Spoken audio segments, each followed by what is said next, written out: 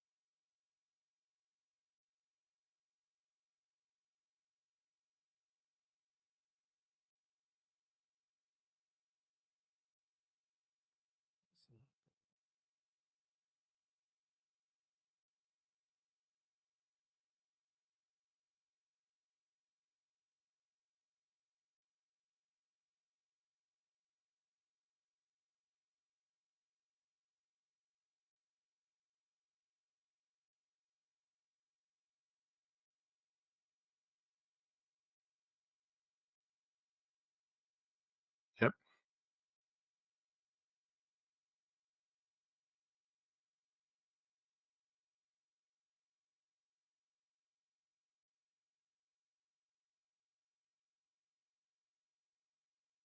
Right.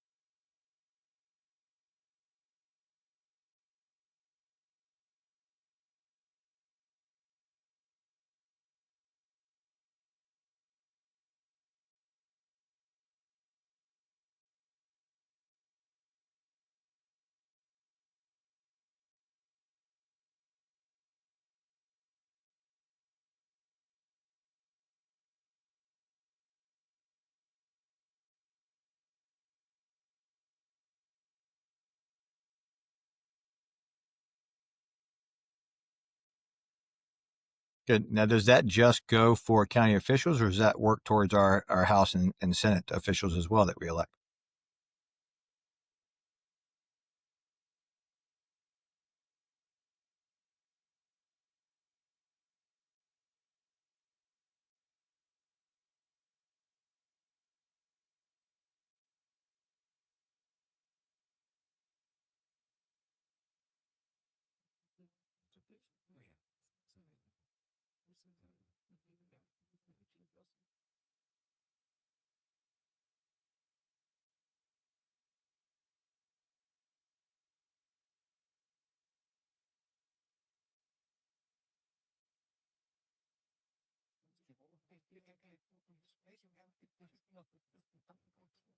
Yeah, and that's good. I mean, especially since everything starts locally. Locally, county commissioners seek a lot of power, have a lot of power, and wield a lot of power over um, us. So putting that to place also gives a power check for that. So is your agenda to get that on the ballot for the 2026 ballot?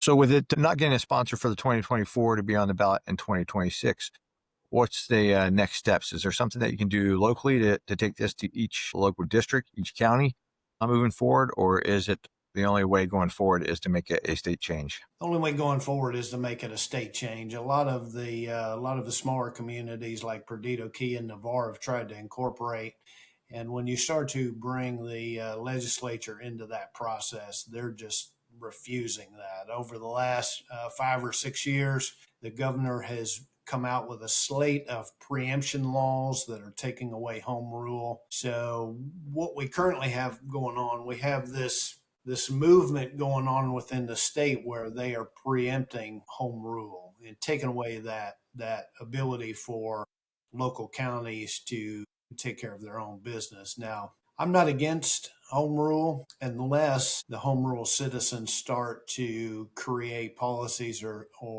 things of that nature that are unconstitutional, that take away from our civil rights, our First Amendment, our Second Amendment, things of that nature. When a county begins to do something of that nature, then I totally understand the preemption rule. But moving forward, it pretty much has to be a state level. You can't create a recall for one county. The only option for a county to have recall if they don't currently is to become charter county. And charter county is a very laborious process. And what the system has done a very good job at is making people believe that there's that extra layer of government. And nobody wants an extra layer of government. They want to be left alone. Leave us alone. Let's live our lives. Tax us as little as you possibly can, and go on about your business. Most Americans are about small government. So when you start talking about charter government and the ability to recall, most citizens don't want that. So we're working very hard to try and bring the citizens of Florida on board. We are close to 5,000 members. We have citizens in 64 counties last count. We may even have citizens in every county by now. We were tracking that for a while, and when Facebook changed the algorithm, we can no longer do that. So it's quite possible that we're a statewide organization right now. So we're just trying to teach others. You probably saw our video on X. That video has been viewed over 13,000 times, and we got some good exposure from that. Some people didn't even know that recall existed. After 5 years of us beating the pavement trying to let people know about what's going on. So, I think there's something to be said to still continue to put that message out to the citizens and help them understand that we have to have accountability. Right. I agree 100%. I didn't realize that our state itself didn't have a recall process for our local county commissioners until just a month ago when I seen your video and seen the ad. And that's why we reached out to set up this conversation, because there's a lot of people and citizens in Florida and in the Panhandle that uh, probably didn't even think of that. You think you can recall your board for your HOA, your homeowner association, that just assumed you could do that for your local county commissioners.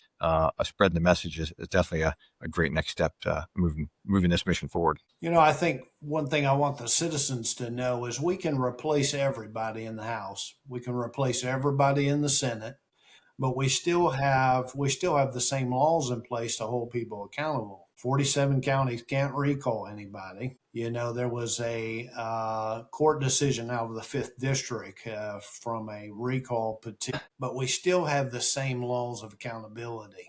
They go to Tallahassee, they get exposed to this builder developer money, and there's gobs of it. This corporation money, it's everywhere, and it's tempting. They put that carrot out there, and most of our representatives, they work very hard to create a life for themselves and their families, and they don't make a lot of money doing that. So you flash a bunch of money in front of a representative, it can be very tempting. That's why it's so important for us to have good accountability laws. There was a recall in Putnam County here a couple of years ago, Crescent City, that ended up making it all the way to the Fifth District Court of Appeals. And then it went on to the Supreme Court of Florida. And Judge Pratt in the Fifth District made a decision. He had a judge's opinion that said the Sunshine Law does not require in-person attendance for public meetings. And that came during the end of COVID. Crescent City held a meeting. They kicked all the citizens out and they abolished the police department. So Crescent City tried to recall that individual. And because she was connected all the way up to the top, she resisted that and rejected it. Well, if Judge Pratt's decision says the citizens don't have to be present for a public meeting, we see that as a problem. The Florida Right. Constitution has some language in it that leads you to believe that public meetings require in-person attendance. So we think that should be changed. Our Sunshine Law also has wording within it that's very vague. Reasonable rates and special fees. What does that mean? In Right. What's the definition Jacksonville, of that? Robin Lamb put in a public records request, the city of Jacksonville, and they wanted to charge him $30,000 for that request. You might be in Miami and they charge you one rate, and then you be up here in the Panhandle and they charge you another rate. We believe that should be defined.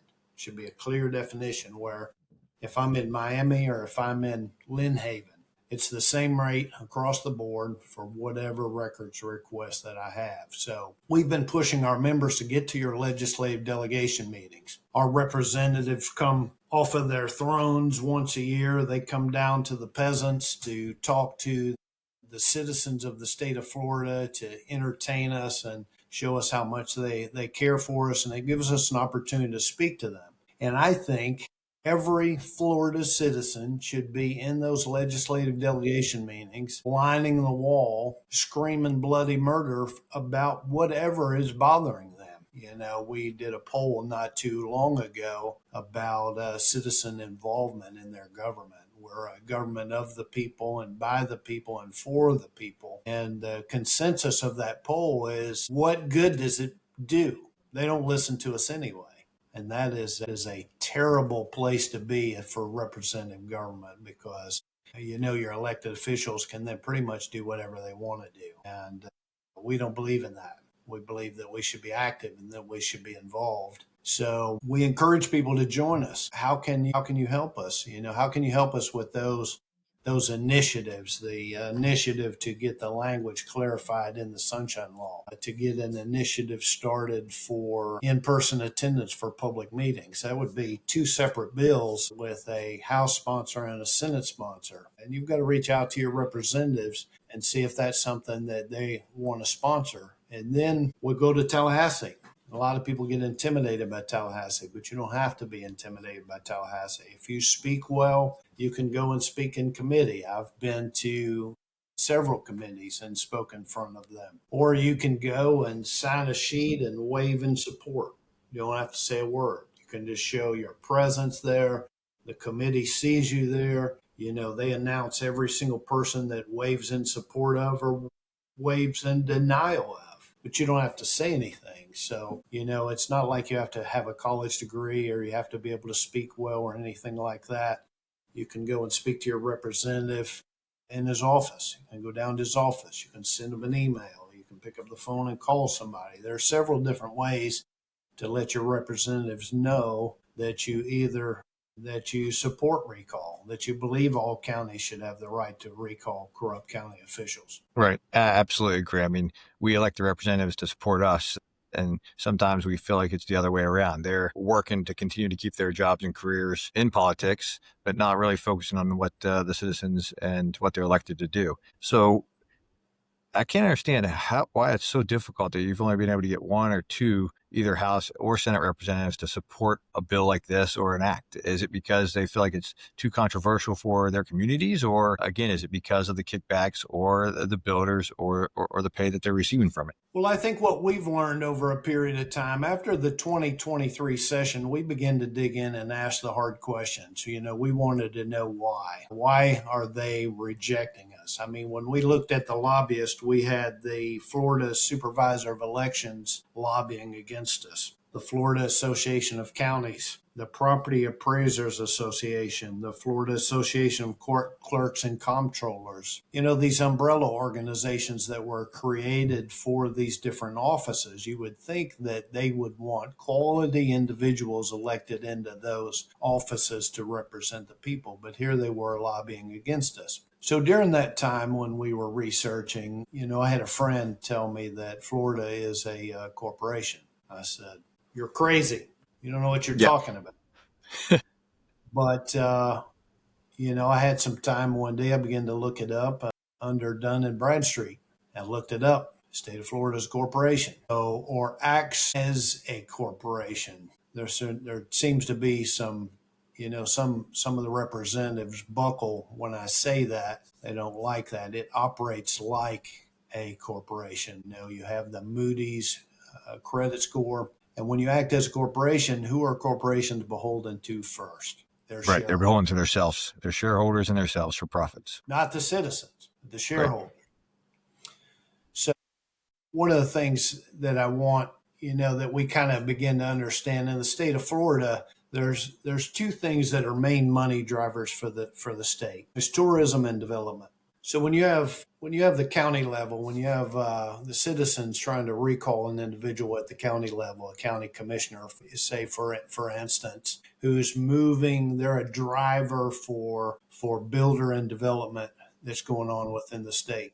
They're a driver for that. So when you have a recall movement that's going on in these different counties for whatever reason, whether the builders are greasing the palms a little bit or, whatever the case may be, it slows down that process. You say, well, that's crazy.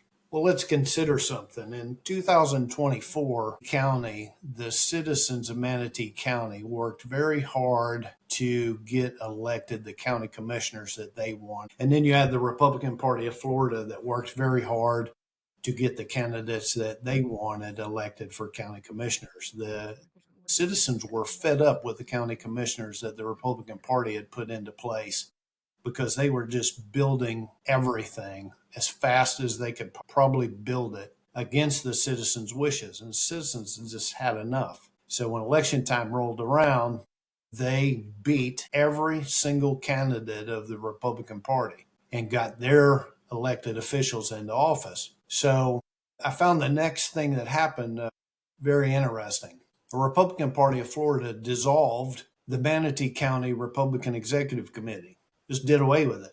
And then you had Trent Wayman and Jackie Heiss that were state committee men and state committee woman down there. And they were elected by the people of Manatee County, and the Republican Party of Florida removed them, fired them, got rid of them. In a recent court case that came out, it was ruled by the judges, I suspect probably activist judges, that they could do that because they're a private organization. There's just one problem.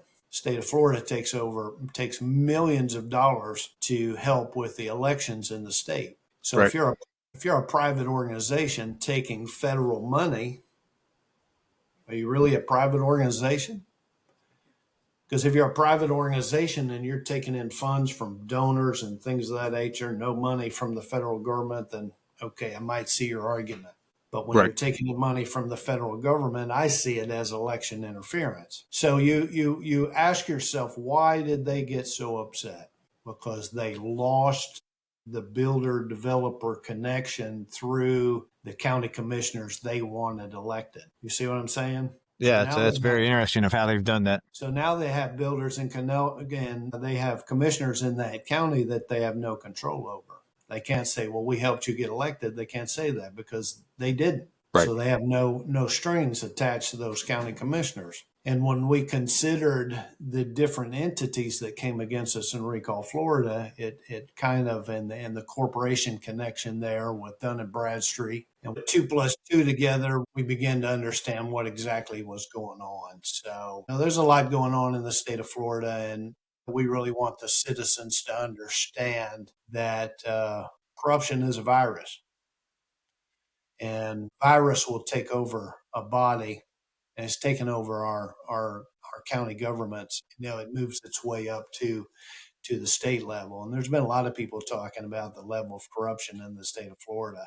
And the only way that we're going to beat this is for the citizens to get involved, either in Recall Florida or any entity that they're passionate about. We encourage them. Of course, we'd love to have everybody in Recall Florida. That would be ideal, but there are a lot of other good groups out there doing some solid work. And if you want to be a part of that, we encourage you to be a part of that. Just get up and do something. Yeah, definitely. I mean, all we got to do is get up and get involved and act. I think one of the things that happens a lot, though, is people get discouraged because, as you just explained how that happened, they remove the commissioners that were elected by the citizens. It discourages people to continue to stay involved. How did that end up turning out? Did they go back through since the GOP dissolved in that county and rerun another election, or did they just institute members that they wanted back into those seats? They put members that they wanted in those offices. And you had issues in Osceola County. The sheriff's department was called in Osceola County because the members wanted to seat the elected officers that they wanted in their Republican executive committee. And because the Republican Party of Florida had already faced an issue with Manatee, they didn't want to turn around and face a rebellion in Osceola. And then they had it in St. Johns County. And then they had it in Lake County. So, the Republican Party of Florida has got some questions to be answered, and they need to do it without condescending to the citizens. Yeah, I think one of the main ways, like you're saying, is to get involved, to join up with your organization or other organizations in the area that's supporting their beliefs and what's going to benefit them the best. One of the hard parts is just like I didn't know Citizens of Florida Recall was even around until a month ago. So it's continuing to get the word out and get people involved. One of the things, a lot of misinformation is out there, especially when we started. That a lot of people, you hear recall, you automatically think Gavin Newsom in California, so they all automatically put this label of Democrat on the recall method. But what a lot of people don't understand is that the concept of recall goes all the way back to Madison, Articles of Confederation. So it's been around a long time, and even, I even found some research that takes it all the way back to some of the Indian tribes. So the concept of recall has been around for a long time. Right. Yeah, and I think, again, you're exactly right. People have a bad ring to the tone of what it is, but all it really is keeping power in check by the citizens in the communities. And I read some of your profile, and I know that you're a Christian. One of the things that I find interesting in the book of Galatians, it talks about those that are obedient to the Spirit have no need of the law. So you think about the antithesis of that.